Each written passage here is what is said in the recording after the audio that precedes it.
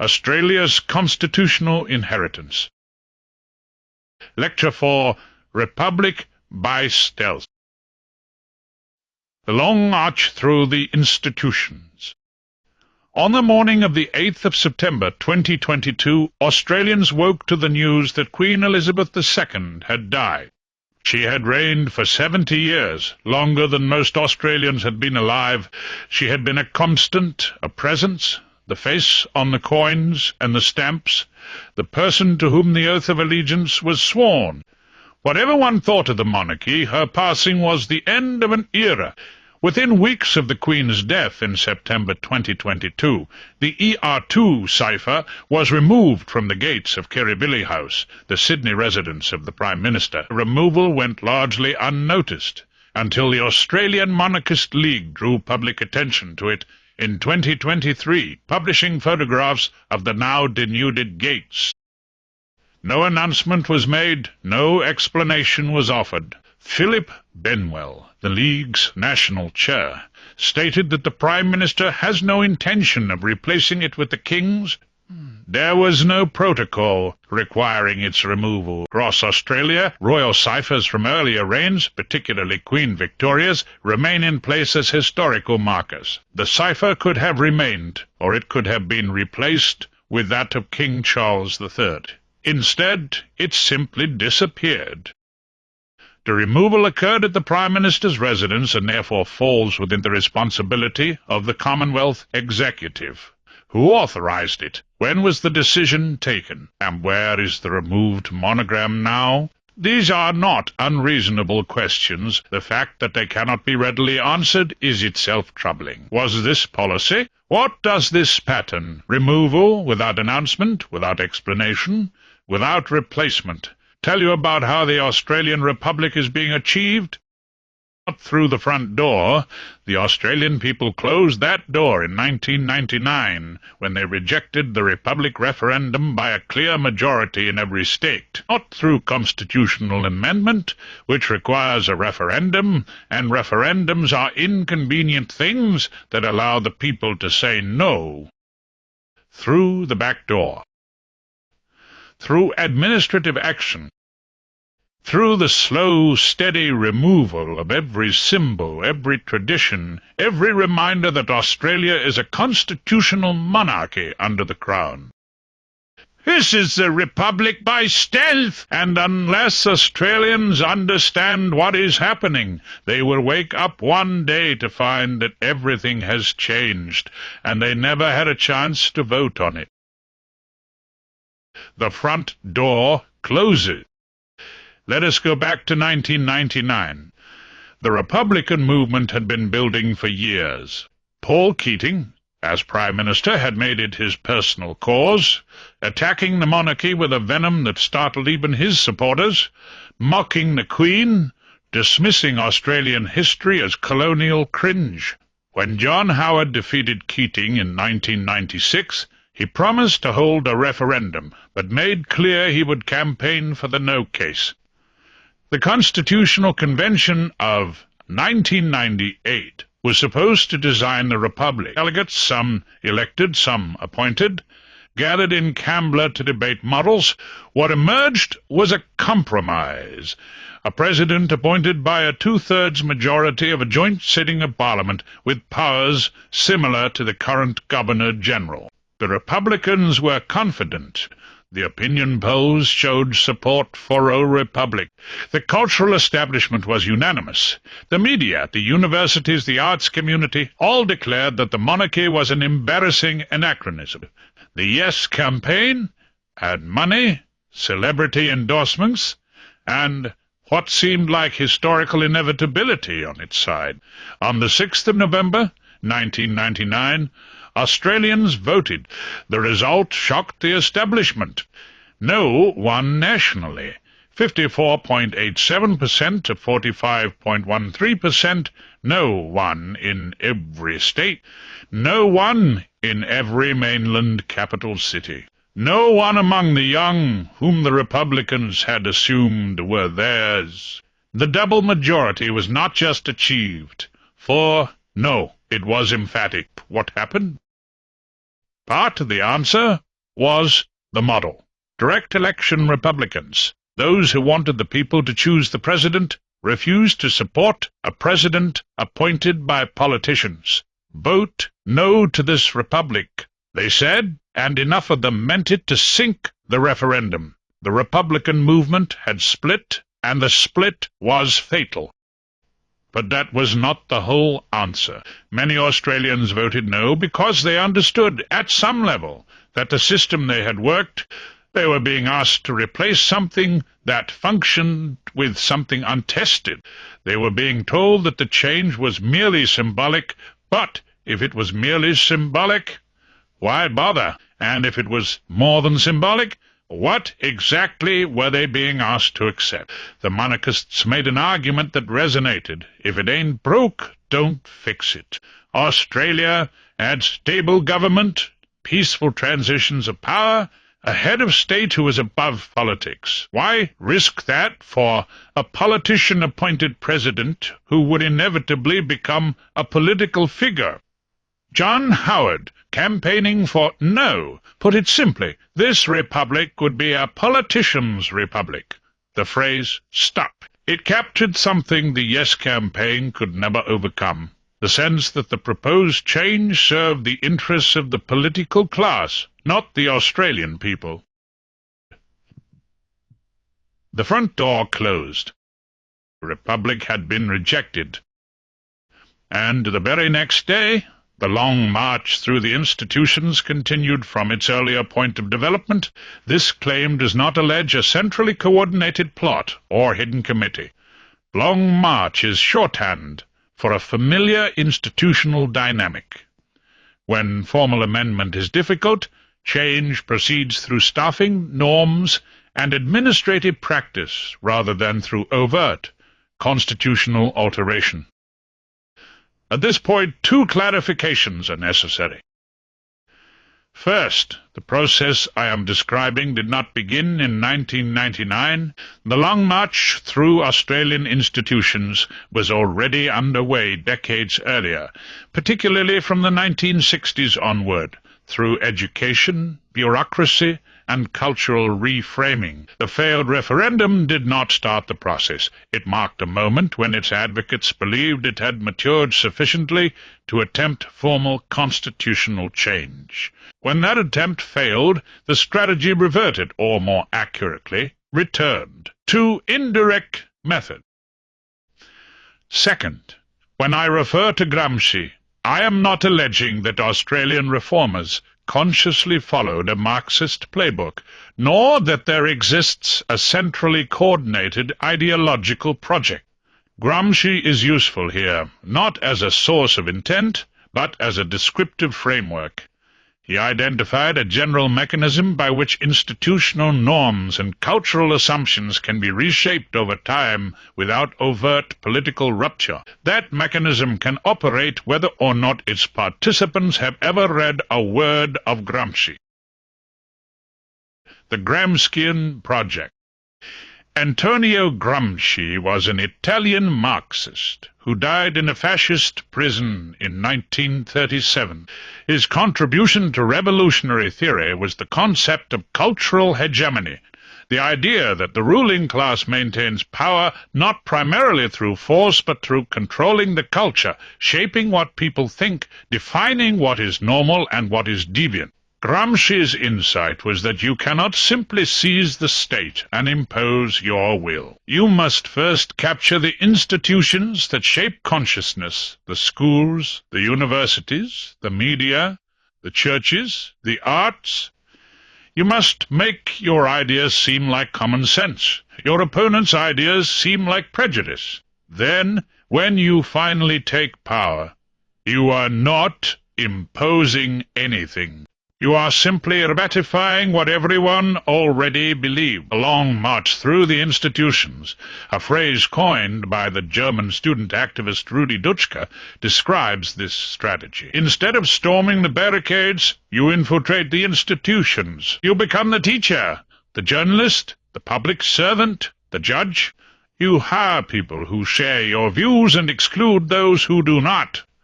Gradually, inexorably, The institutions come to reflect your ideology, and once you control the institutions, you control the culture. And once you control the culture, you control everything. Did the Australian Republican movement learn from Gramsci?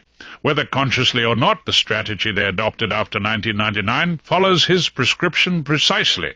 Having failed at the front door, they adopted the Long March. They could not change the Constitution without the people's consent, but they could change everything else.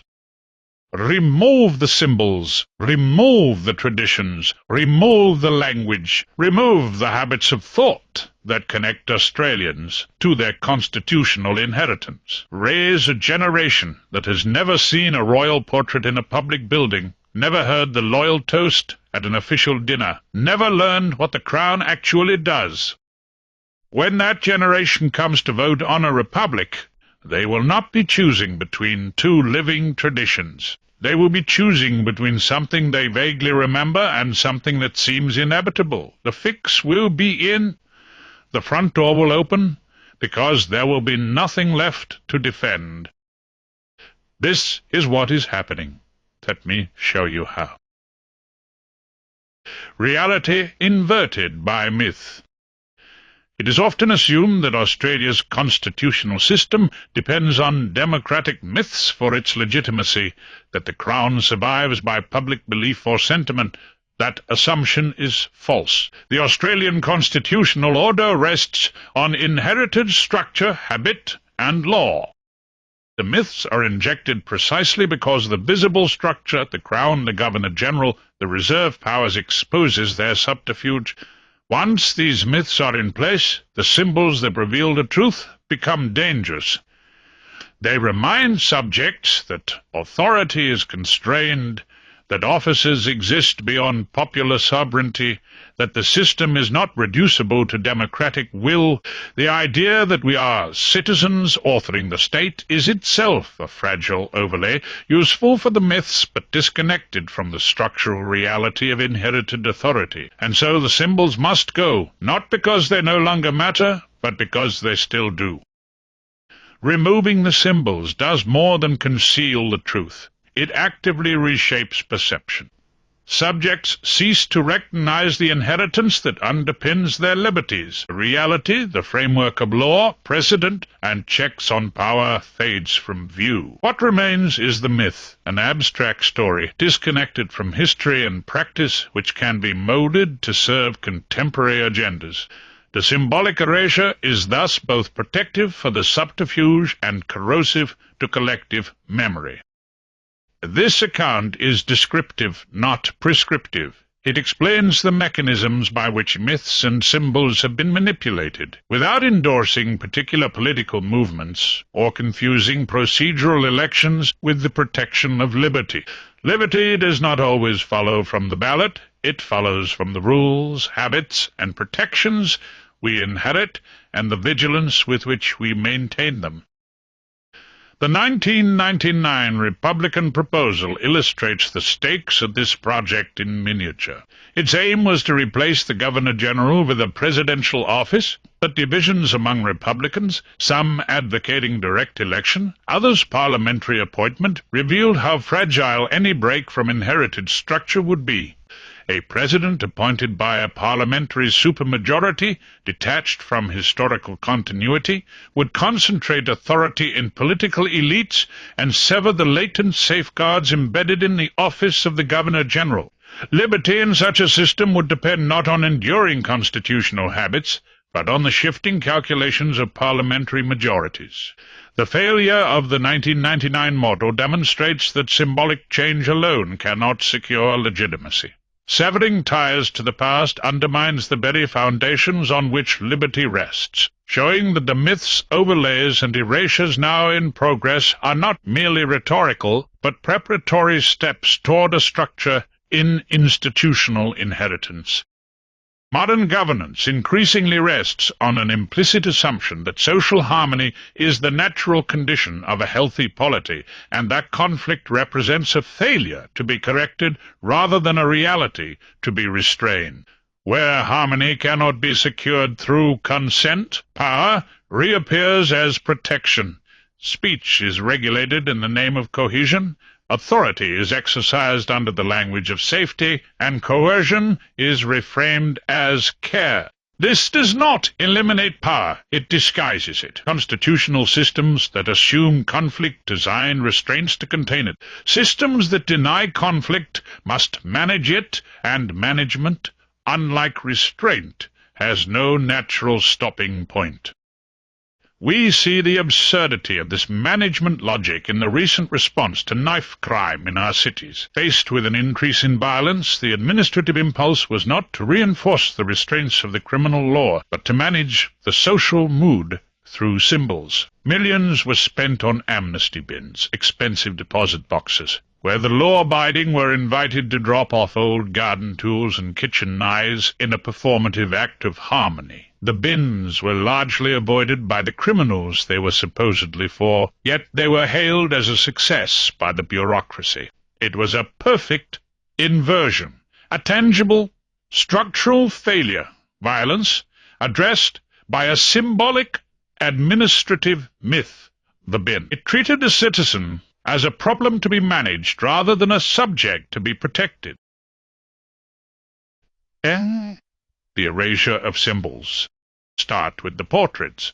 The portrait of the reigning monarch once hung in courthouses, police stations, schools, post offices, council chambers, anywhere the Crown's authority was exercised. This was not decoration. It was a statement. The authority wielded here derives from the Crown. The judge who sentences you, the policeman who arrests you, the teacher who disciplines you, all act in the name of the Crown. The portrait made this visible. The portraits have been coming down for decades, not all at once. That would be too obvious. Gradually, building by building, room by room, when a portrait becomes damaged or faded, it is not replaced. When an office is renovated, the portrait does not return. When someone complains that the portrait is offensive or exclusionary or simply old-fashioned, the portrait is quietly removed. Walk into a courtroom today. In many jurisdictions you will see the Australian coat of arms, which, of course, includes the Crown, but the portrait of the King, increasingly rare.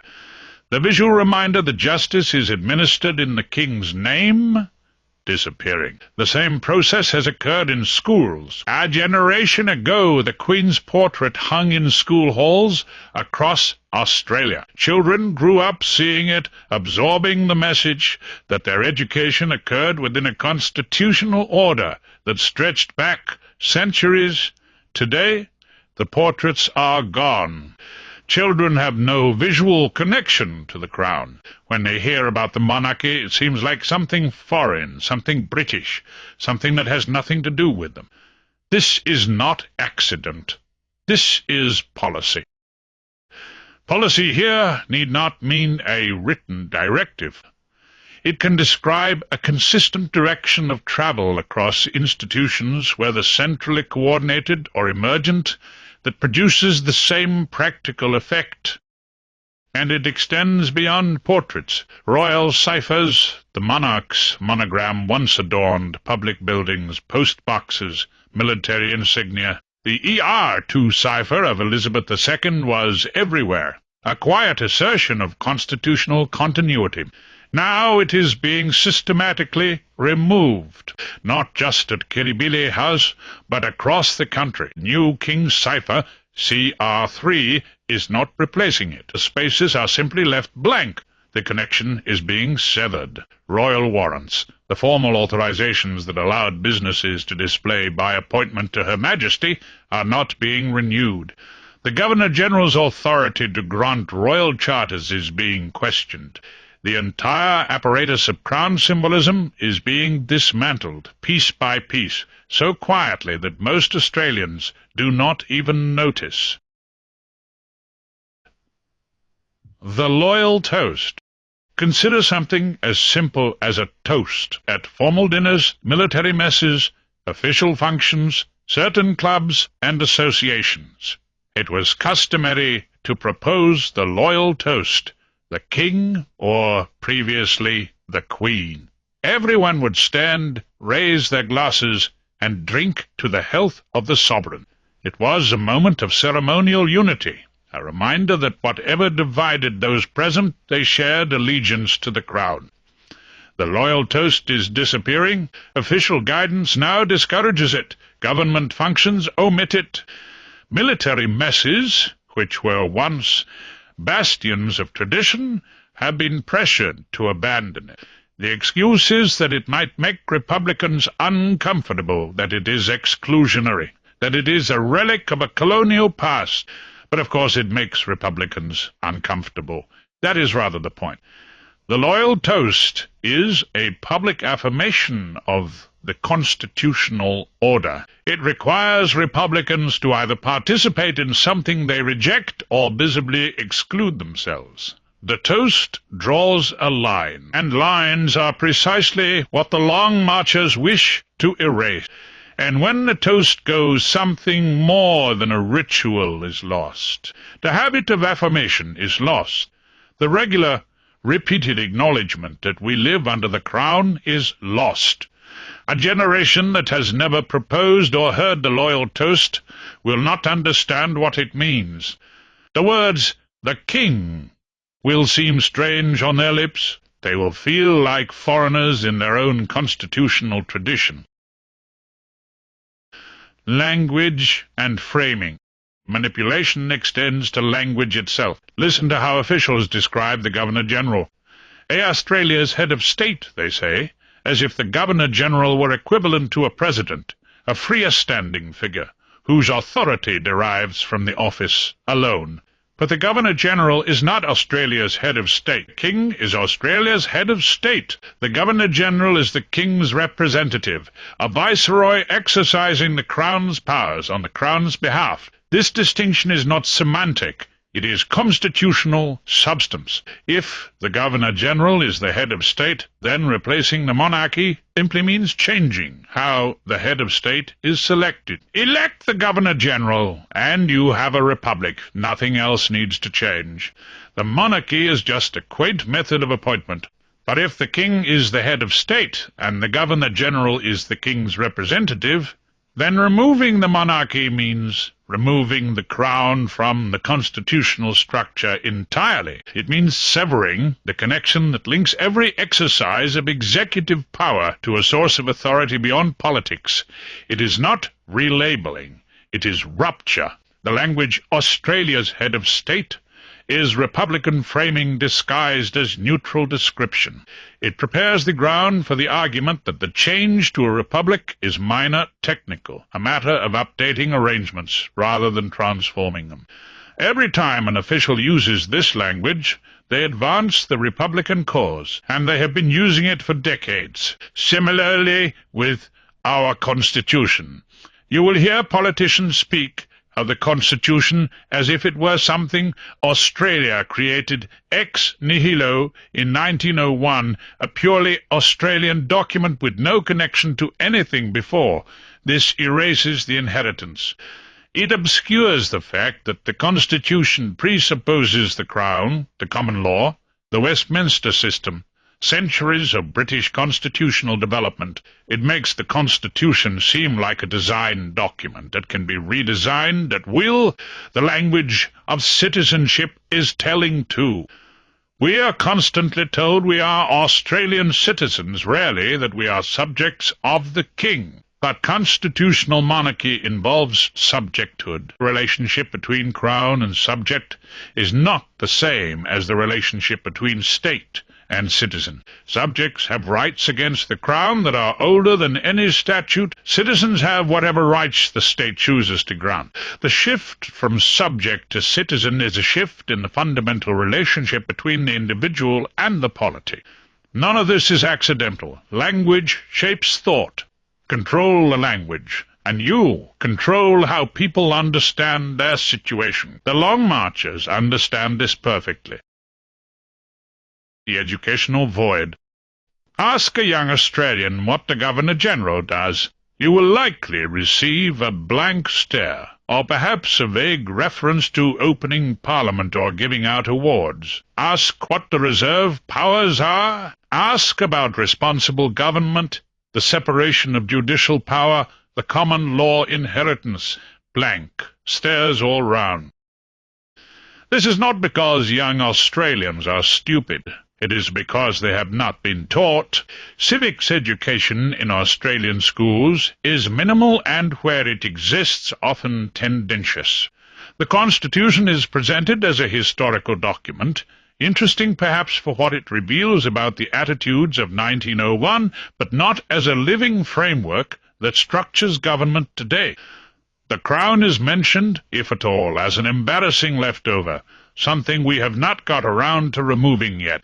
Students learn about Parliament, sort of. They learn about elections, sort of. They do not learn about the Crown's role in the constitutional structure.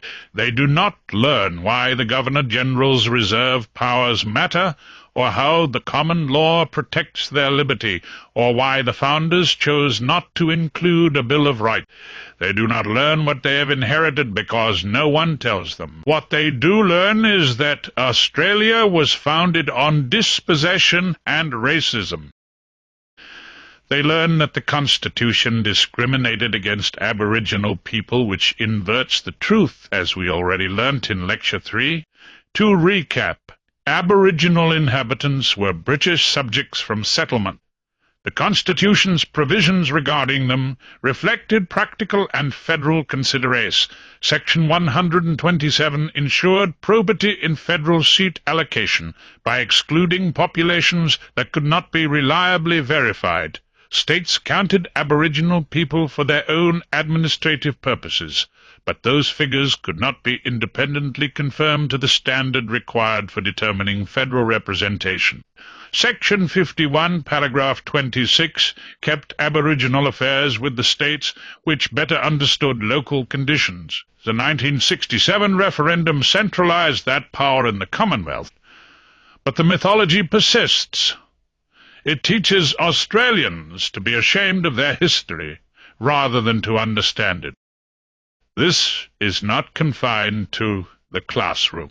The same impulse operates through symbolism. At Admiralty House, the Governor, General Sydney residence, the famous 1776 portrait of James Cook by Nathaniel Dance, which had long hung in the entrance hall, has been moved to a poorly lit alcove behind the stairs, replaced by a work by an Aboriginal artist. Cook is not a monarch, but he represents the arrival of the civilization whose constitutional inheritance these lectures have described. Moving his portrait is not about art. It is about delegitimizing the founding, reframing the arrival of British law and institutions as something to be ashamed of rather than understood. What I have just told you was uncontroversial knowledge within living memory. It was how lawyers, historians, and constitutional scholars understood these provisions until the professionalization of resentment in the 1960s, when grievance was made into a career, then a curriculum, then a catechism. The new orthodoxy reframed Australian history through the lens of oppression, and the reframing served political purposes. It still does. If you repeat what I have said in educated company today, expect not disagreement but hostility. That hostility is itself evidence of how complete the capture has been. The truth has become unspeakable, not because it was refuted, but because it was replaced. When you encounter that hostility, do not retreat. Ask, why won't you engage with the question? What is holding you back? The refusal to engage is not an argument. It is an admission. Pay attention to what cannot be discussed, and ask yourself, and ask them, what is being protected, and by whom? Up to this point I have been describing mechanisms rather than prescribing outcomes. If I now draw normative conclusions, I will do so explicitly, so they can be assessed separately. Why does this matter in a series of lectures on constitutional inheritance? Because the project is not merely political. French revolutionaries who inspired Burke's horror at least believed in something. liberty, equality, the rights of man. They tore down in order to rebuild from Enlightenment abstraction. The postmodernist turn has no such destination. It treats all truth claims as power, all institutions as oppression, all inheritance as theft. It pours acid on the foundations, not to rebuild, but to dissolve. What comes after is not specified, cannot be specified, because to specify would be to impose a new structure, and structure is domination. The end point is not a republic, or even a revolution. It is an endless negotiation among grievances, with no fixed constitution, because constitutions are constraints, and constraints are oppression. And Burke warned against replacing the proven with the promised. This is worse. It replaces the proven with the unspecified, and that is where the long march leads, not to a new France, but to no France at all. Claim all truth is merely power, but curiously, they exempt their own claims from the acid. Critique dissolves everything except itself. This is not education. It is preparation. It prepares students to reject a constitutional order they do not understand, to embrace change for change's sake, to see the republic as progress and the monarchy as embarrassment. It prepares them to vote yes when the question is asked again, and the question will be asked again. The diplomatic utility. Let me say something about diplomatic utility. The king is a figure of global significance. He is head of state of 15 realms, head of the Commonwealth of 56 nations, heir to 1,000 years of history. When he meets with a foreign leader, he brings with him the accumulated weight of all that history. He is not a politician. He has no partisan agenda, no electoral interests, no domestic opponents waiting to exploit any misstep. He can say things that politicians cannot say, go places politicians cannot go, build relationships that transcend the cycles of democratic politics. We saw this in early 2025, when Australia's relationship with the United States was under strain. It was the king, not the Prime Minister, who moved to smooth matters. The Crown, being above domestic politics, could act where an elected leader could not. This is not romanticism. It is practical utility. The late Queen was one of Britain's greatest diplomatic assets, and the present King has shown himself willing to deploy the same soft power in Australia's interest. An Australian president would be none of these things, even a non-partisan president, appointed by parliamentary supermajority and sworn to impartiality, would be seen as a political figure. They would have a political past. They had to come from somewhere. They would have political opinions. They are human beings. They would have been selected through a political process, and everyone would know it. The soft power would evaporate. The mystique would be gone. Australia would be represented by just another politician in a world full of politicians. Republicans dismiss this argument. They say we should not rely on an inherited monarch for diplomatic advantage, that we should stand on our own merits, that the crown is a crutch. But diplomacy is about relationships, and relationships are built on more than merit. They are built on history, on symbolism, on the intangible qualities that make some figures more credible than others. The Crown gives Australia something no republic could provide. We should think carefully before discarding it. Labour's constitutional commitment. I mentioned that the republic is official Labour policy. Let me be specific. Section 5 M of the Australian Labour Party's National Constitution states that one of the party objectives is reform of the Australian Constitution and other political institutions to ensure that they reflect the will of the majority of Australian citizens and the existence of Australia as an independent republic. This is not a suggestion. It is not a negotiable policy position. It is embedded in Labour's constitutional documents, alongside commitments to social justice and workers' rights. The Republic is a foundational Labour objective. Every Labour Prime Minister, every Labour Minister, every Labour Member of Parliament is bound by this objective. When they swear allegiance to the King, as Section 42 of the Australian Constitution requires, they do so while being members of a party that is constitutionally committed to abolishing the monarchy. Think about what that means. The oath of allegiance requires members to be faithful and bear true allegiance to the King. Labour's constitution commits them to ending the King's role in Australia. Either they mean the oath, in which case they are in conflict with their party, or they mean the party commitment, in which case they have sworn a false oath. Some will say this is formalistic, that the oath is merely ceremonial, that no one takes it seriously. But if no one takes it seriously, why have it? And if oaths can be sworn without intention to keep them, what does that say about the integrity of those who swear them? The Labour Party's commitment to the Republic explains a great deal. It explains why Labour governments systematically remove royal symbol. It explains why Labour appointments to vice-regal office seem increasingly careless of constitutional propriety. It explains why the Long March continues regardless of what the Australian people decided in 1999. The front door is closed, but Labour keeps trying the back door because Labour is constitutionally committed to getting through one way or another. And it is not just Labour. The Greens are avowedly Republican.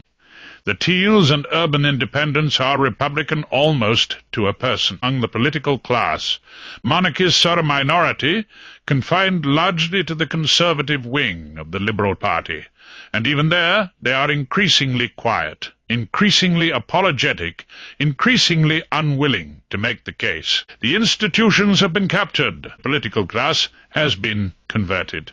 Only the Australian people, who do not live in Canberra and do not read the broadsheets and do not take their cues from the cultural establishment, remain obstinately attached to their constitutional inheritance. How long can they hold out when everything around them is pushing in the other direction?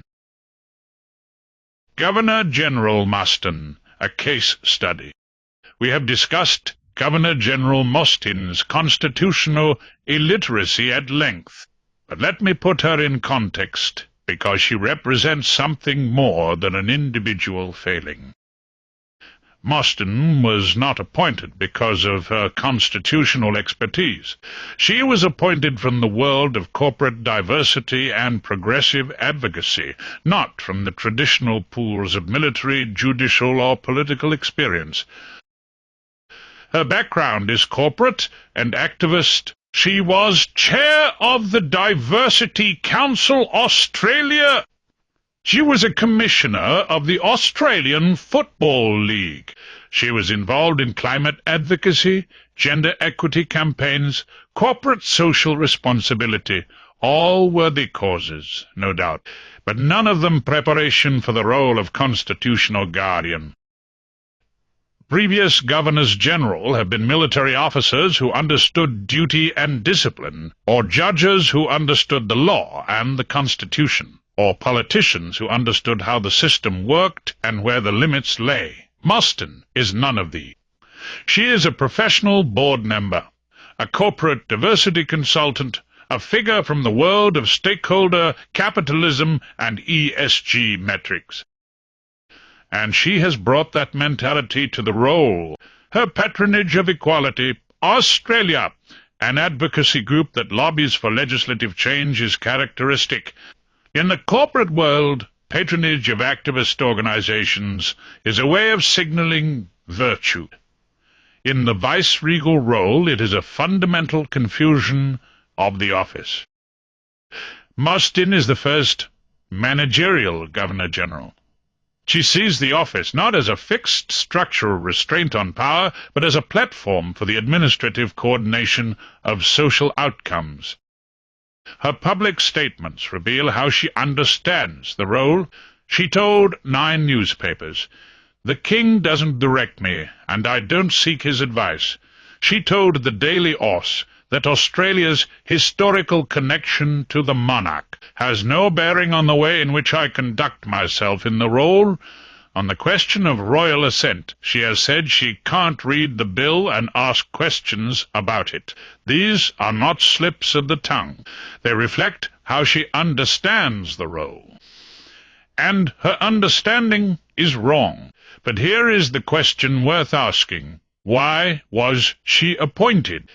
What did those who appointed her expect from someone with her background and her understanding of the role? And whose purposes does her approach serve? A Governor-General who thinks she is a rubber stamp will act as a rubber stamp. A Governor-General who disconnects herself from the monarch will not defend the monarchy. A Governor-General who considers constitutional questions irrelevant will not ask constitutional questions. Is this what a Governor-General looks like when the appointing government does not believe in the constitutional monarchy? Is this what happens when the Long March catches even Yarralumla? These are questions worth asking and worth noticing if they cannot be answered. The convention fallacy. Republicans have developed a sophisticated argument to neutralize the reserve powers without formally abolishing them.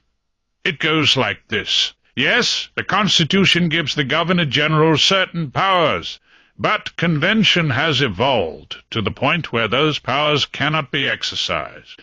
The Governor-General must always act on ministerial advice. The reserve powers are like the human appendix, technically present but functionally vestigial. Any Governor-General who actually used them would be acting unconstitutionally, regardless of what the written Constitution says. This argument was deployed relentlessly after 1975. Kerr acted unconstitutionally, it was said, because convention required him to follow Whitlam's advice. Reserve powers existed on paper, but had been abolished by practice. The argument is seductive, especially to those trained in law. Constitutional conventions are real. Many important features of our system, responsible government itself, the Prime Minister's role, the Cabinet, are conventional rather than textual. The Constitution does not mention the Prime Minister at all, but the argument proves too much. If convention can abolish reserve powers, convention can abolish anything. Convention could abolish the requirement to hold elections. We have just evolved past that. Convention could abolish the Senate's power to block supply. It is just not done anymore. Convention could abolish judicial independence. Judges should really follow the government's wishes. This is absurd. Conventions are not a mechanism for repealing the Constitution by stealth. They are practices that supplement the Constitution, that fill in gaps, that make the system work. They operate within the constitutional framework, not against it. The reserve powers exist because the Constitution creates them, and because situations arise when they are needed. The convention is that they are used rarely and reluctantly, not that they can never be used at all. The 1975 crisis was precisely the kind of situation for which the reserve powers exist. Kerr used them because the situation demanded it. To say that convention has abolished the reserve powers is to say that the Governor-General must watch the government run out of money, must watch the public service go unpaid, must watch constitutional government collapse because convention requires inaction. This is not a convention. The convention fallacy serves a purpose, of course. If the reserve powers are already effectively abolished, then abolishing the monarchy changes nothing. The Republic becomes merely a matter of updating the terminology. But this is precisely the sleight of hand we must resist. The reserve powers are not abolished. They exist. They matter. And removing the crown means removing them. Bagehot's distinction. Walter Bagehot in the English Constitution distinguished between the dignified and the efficient parts of government. The efficient parts are those that actually make decisions, that exercise power, that get things done. In a constitutional monarchy, this is the ministry, the Prime Minister and Cabinet, commanding a majority in the House of Commons, directing the government's policy. The dignified parts are those that command reverence, that embody the nation, that provide continuity and symbolism. The monarchy is the supreme dignified institution. The crown represents the nation across time, connecting present to past and future. The monarch is above politics, above faction, a symbol of unity in a world of division. Bagehot's insight was that both parts are necessary. The efficient parts need the dignified parts to clothe their power in legitimacy. Naked power is unstable. It provokes resistance. Power, wrapped in dignity.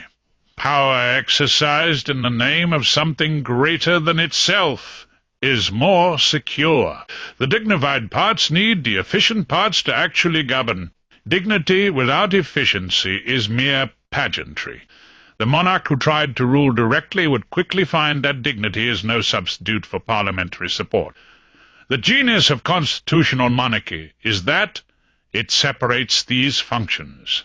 The monarch provides dignity, the ministry provides efficiency. The monarch reigns, the ministry rules. Each does what the other cannot. Now consider what happens if you remove the monarchy. The president, whatever method of selection is chosen, must somehow combine dignity and efficiency. But this is very difficult. If the president is elected, they have a democratic mandate which tends toward efficiency. They will want to use their mandate to do things, to exercise power. If the president is appointed by Parliament, they are a creature of Parliament, which also tends toward efficiency. They owe their position to the politicians, and will be reluctant to cross them. Where does the dignity come from? The president has no ancient lineage, no historical continuity, no connection to anything beyond themselves. They are a person who won an election or a parliamentary vote. Their dignity is their own, not the accumulated dignity of centuries. This is why Republican presidents tend to become either figureheads or politicians. Figureheads because they have no source of authority independent of the political system, so they defer to the political system.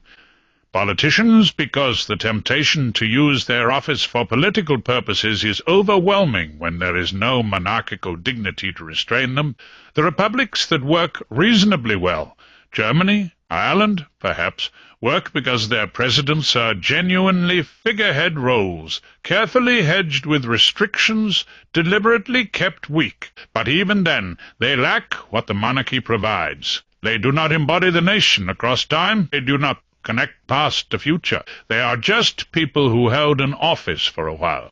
Australia could have a figurehead president.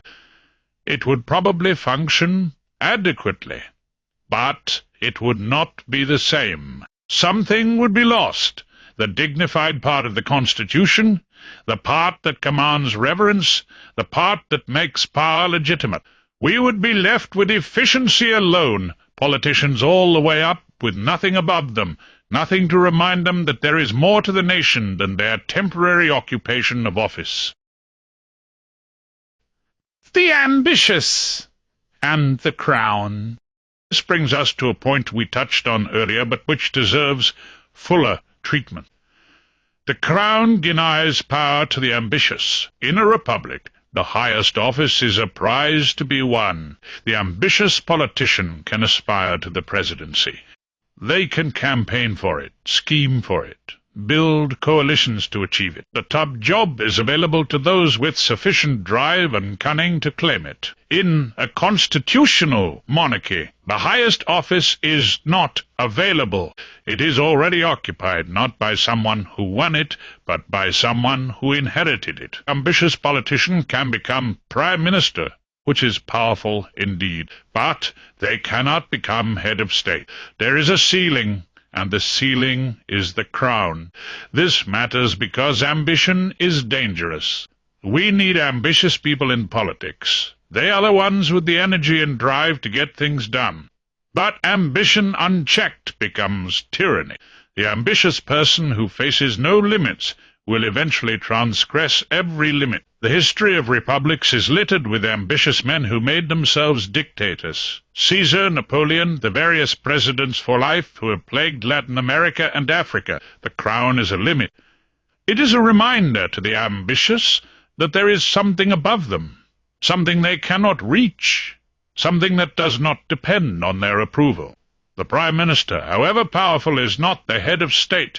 The Prime Minister serves the Crown, at least formally. The Prime Minister can be dismissed, as Whitlam was dismissed to his eternal fury.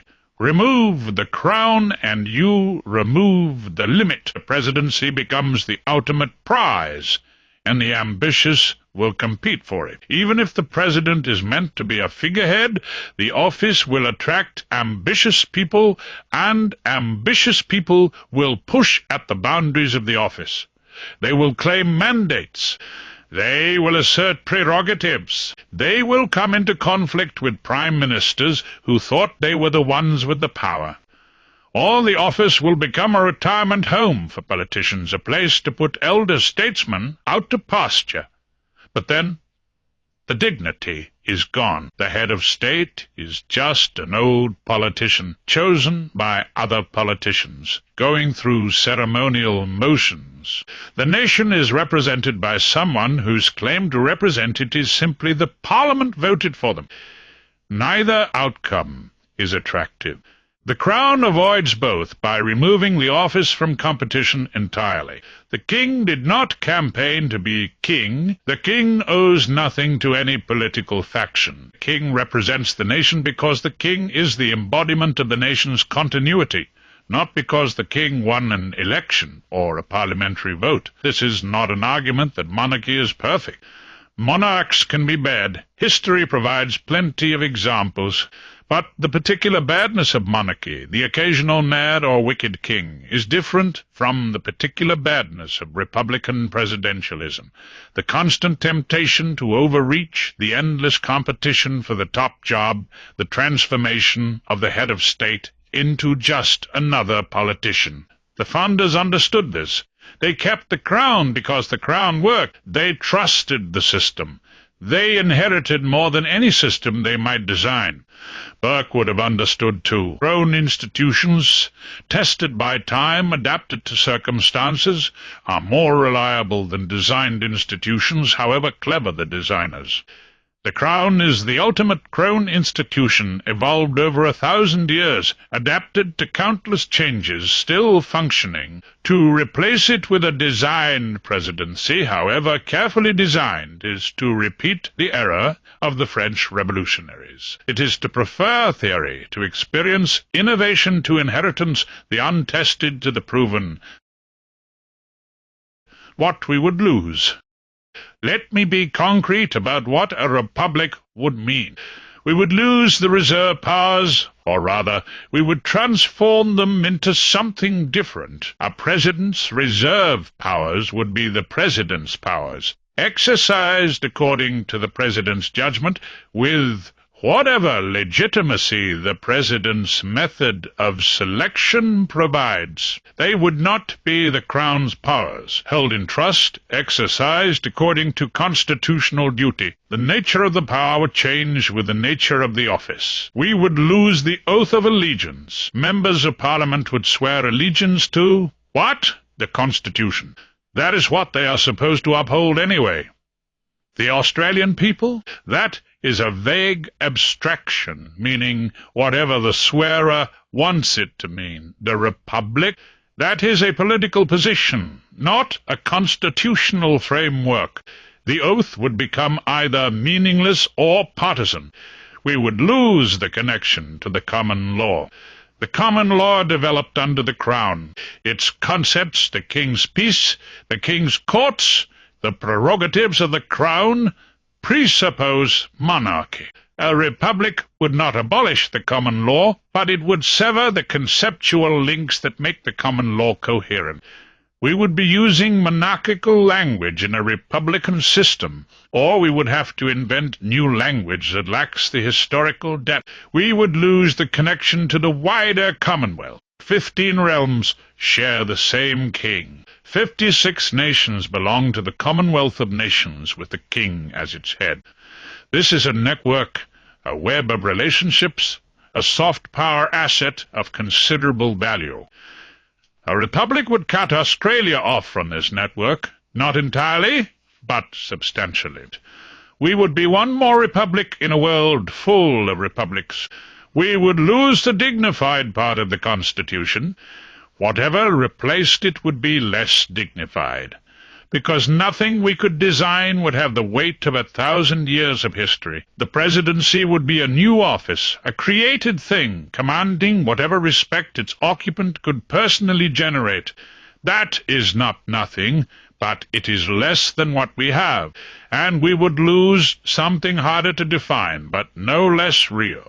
We would lose the sense of connection to the past, the awareness that our institutions are not merely arrangements we chose, but inheritances we receive. We would become a designed nation rather than a grown one. We would be saying, in effect, that nothing before 1901, or before whatever date the Republic is established, really matters. We would be cutting ourselves off from our own history. Perhaps some Australians want this. Perhaps they find the history embarrassing, the connection to Britain uncomfortable, the monarchy archaic. They are entitled to their view, but they should understand what they are choosing. They are not choosing a minor update, a change of terminology, a modernization of arrangements. They are choosing to transform Australia's constitutional identity, to sever links that have defined a nation since before it was a nation, to replace grown institutions with designed ones. That is their right, but it should be a choice, made consciously, after full debate. It should not be achieved by stealth, by the slow erosion of symbols, by the long march through the institutions, by administrative action that bypasses the people's right to decide. Burke versus Rousseau, one last time. This lecture series has been, among other things, an extended reflection on the argument between Edmund Burke and Jean-Jacques Rousseau. Rousseau believed that human beings were naturally good and that institutions corrupted them. He believed that society could be redesigned according to rational principles, that the general will could be discerned and implemented, that the chains of history could be broken and humanity could start fresh. His ideas inspired the French Revolution and the terror that followed. Burke believed that human beings were flawed and that institutions restrained them. He believed that society was too complex to be redesigned, that inherited institutions embodied wisdom no individual could possess, that the attempt to start fresh would destroy more than it created. He predicted the terror before it happened. He was right. The Australian Constitution is Burkean. It did not try to start fresh. It inherited what worked and adapted it to new circumstances. It trusted institutions over theories, experience over design, the proven over the possible. The founders were practical men who knew that the best was often the enemy of the good. The Republican project is Rousseauian. It wants to redesign Australia's constitutional identity according to rational principles. It believes that the inherited institutions are embarrassing relics, that history is a weight to be thrown off, that we can design something better than what we receive. It promises liberation and modernization and progress. We know how this story ends. We have seen it before. The French revolutionaries tore down the Ancien Regime and built what? A republic that collapsed into the terror, then into dictatorship, then into empire, then into Restoration, then into Revolution again. France has had 14 constitutions since 1789. It has never recovered the stability of the monarchy it overthrew. The American Revolution is sometimes cited as a counter-example, a successful republic built on rational principles. But the American founders were Burkins in practice, whatever their Enlightenment rhetoric. They did not tear down their institutions. They inherited English common law, English representative government, English rights of subjects. They adapted what they had, and they had the advantage of being 3,000 miles from the mother country, which made evolution natural rather than violent. Australia does not have that advantage. We are not 3,000 miles from our constitutional inheritance. We are embedded in it. The Crown is not a foreign imposition. It is the apex of our constitutional order. Removing it is not adaptation. It is amputation. Burke would counsel caution. He would say, you have a system that works. You have stable government, peaceful transitions, limited power, protected liberty. You have institutions tested by time, proven by experience. Why would you risk all this for a theory? Why would you trust designers over the accumulated wisdom of generations? What is the Republican answer? Ask them, what improvement would the Republic bring? What problem would it solve? What would we gain that we do not already have? If they cannot answer, if they can only gesture at symbolism and sentiment, then ask yourself why you should abandon your inheritance for a feeling. Burke would not be impressed, neither should we. The choice. Australia stands at a crossroads. One path leads forward, but through the back door, quietly, without consent. The symbols continue to disappear. The education continues to fail. The governors-general continue to misunderstand their role. The long march continues until, one day, a referendum is held and passes, not because Australians have been persuaded, but because they have been prepared. They will vote for a republic because they no longer remember what the monarchy is for. The other path requires resistance. It requires Australians to understand their inheritance, to value what they have received, to defend it against those who would take it by stealth. It requires teaching what the schools do not teach, saying what the media will not say, insisting on what the political class wishes to forget. This is not a call for nostalgia or reaction. The Constitution is not perfect. The system has flaws. Reform is sometimes necessary. But reform is different from revolution. Reform works with the grain of existing institutions, improving what can be improved while preserving what works. Revolution tears down and starts fresh, and we know where that leads. The Australian people rejected the Republic in 1999. They should have the chance to reject it again, or to accept it, if that is their considered judgment. But they should make that choice freely, with full understanding of what they are choosing. They should not have the choice made for them by the slow erosion of everything that would make informed choice possible. This is what is at stake. Not just symbols and ceremonies, but the constitutional order itself. Not just the Crown, but everything the Crown represents: limited government, inherited liberty, grown institutions, the wisdom of ages. The inheritance is real. The inheritance is precious, and the inheritance, if we are careless or ignorant, can be lost. Not let them take it by stealth. Demand the debate, demand the truth, demand persuasion. And if they cannot persuade you, if Burke's case is stronger than Rousseau's, if the proven is more trustworthy than the promised, if the grown is more reliable than the designed, then say no. Say no, and mean it. Say no, and hold the line. Say no, and pass the inheritance to your children as it was passed to you. That is your right as Australians. That is your duty as subjects of the Crown, and that, perhaps, is the most important thing you will ever do. And God save the King of Australia, because the choice is yours, and it matters. End of Lecture 4 and end of series.